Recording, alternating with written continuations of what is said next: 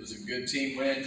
It was really good in all three phases. Really proud of the guys for the way they responded. I thought we did have the growth we wanted from week 1 to week 2. And we've said it many times before, but the fun is in the winning.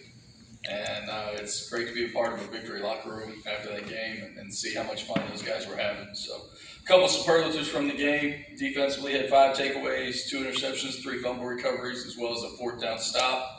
Held them to 1 of 10 on 3rd down for a 90% efficiency. Had 4 sacks and did some really good things. Really imposed our will on that side of the ball. There's a couple things that, like there always will be, to clean up, and we're going to continue to work on tackling, like probably every team in America, and we're going to try to get better at that. Offensively, converted 63% of our 3rd downs, had 10 explosives on the day, and I thought did some really good things, run and pass. You know, anytime you're sitting there flirting with 500 yards of total offense, you're doing some good things and showing some really good balance. Special teams wise, we won the day.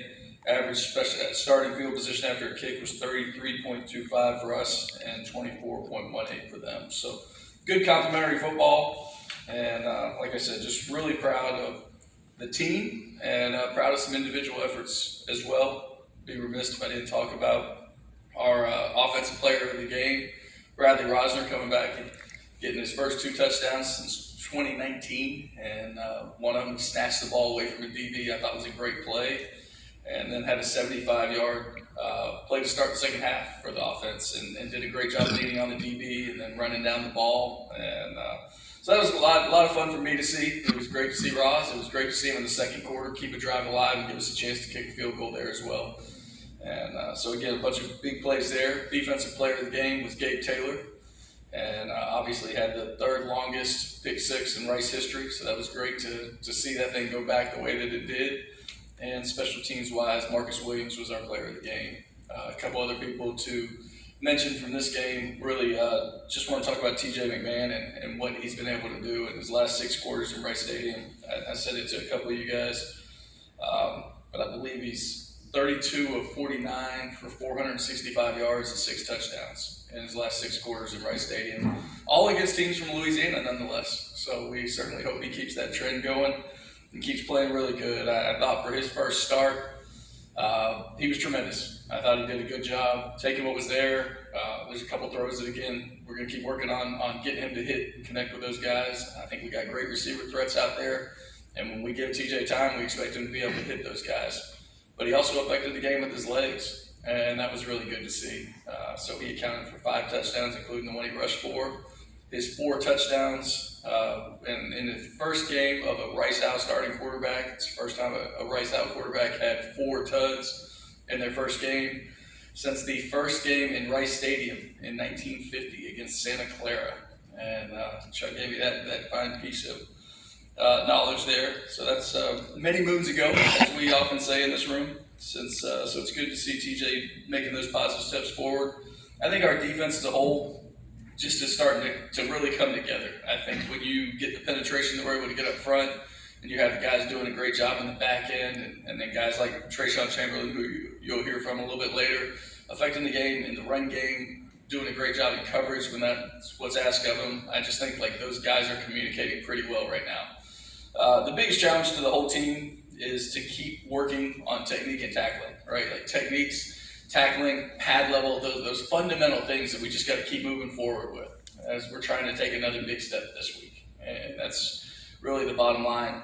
Before I completely move on from last game, there was some cool things in it. We had a chance to play 5 true freshmen, and Chibi got a chance to play, and in his first college football play, you talk about welcome to college football moments, Chibi recovers a fumble. You know, Chibi's from right down the road in Cypress.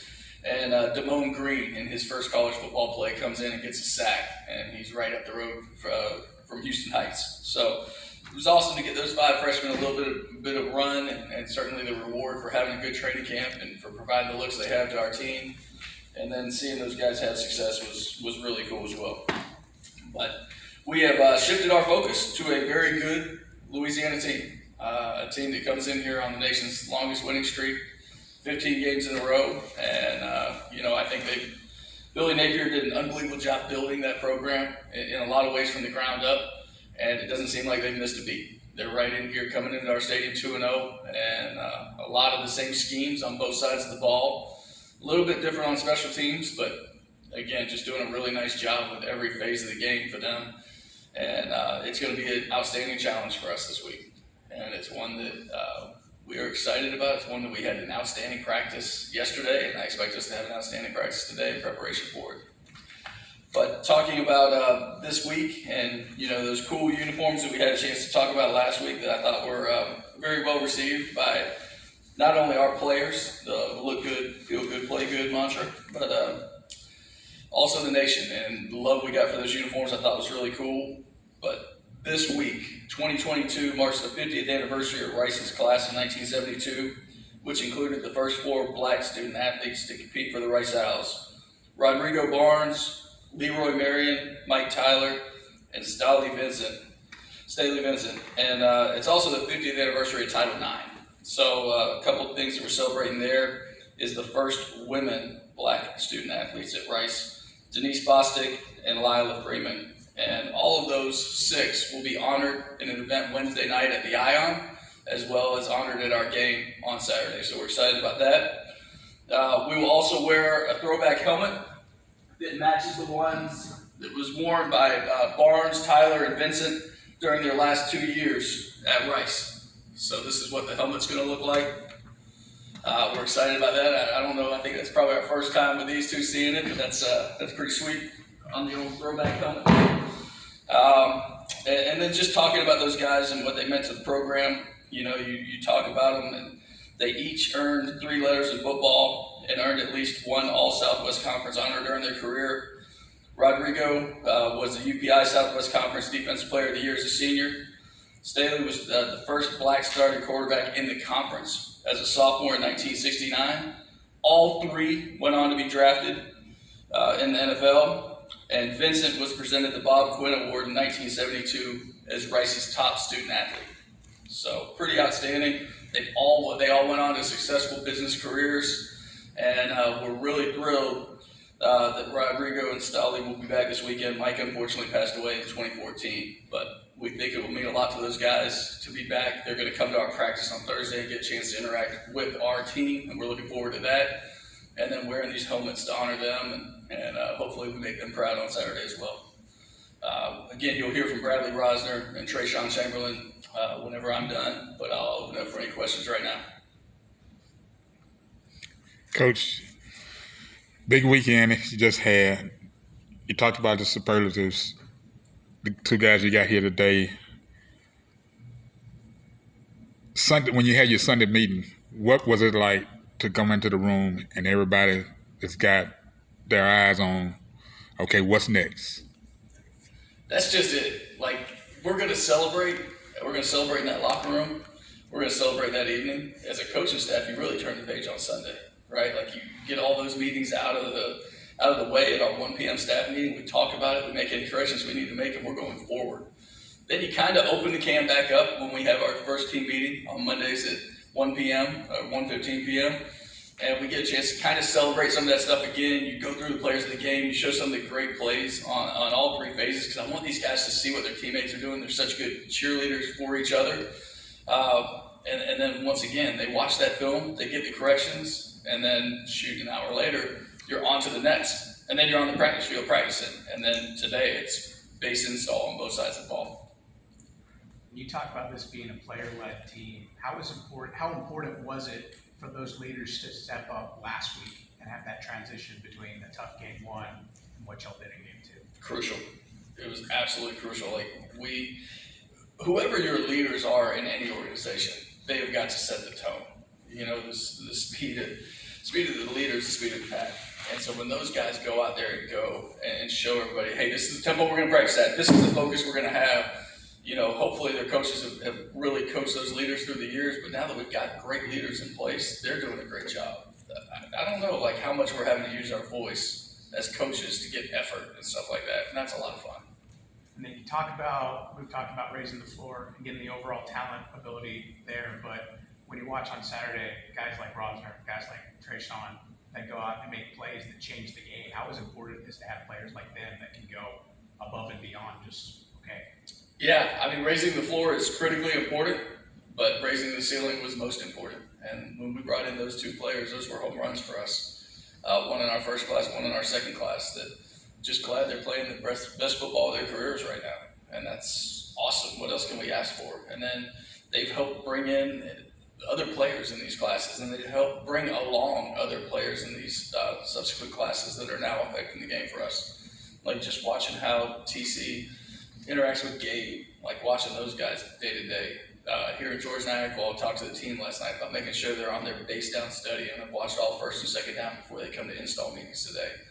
Because again, like we can lay out a good roadmap, but there is nothing like your peers telling you make sure you do this, and the accountability you feel to your peers, and that's why that kind of leadership is the best you can get. And I said on the offense as a whole, how have you kind of seen that kind of crystallize? Because this is one of your more efficient games running the football that y'all have had in quite some time, and coincidentally, it was also one of your better games at quarterback and passing too.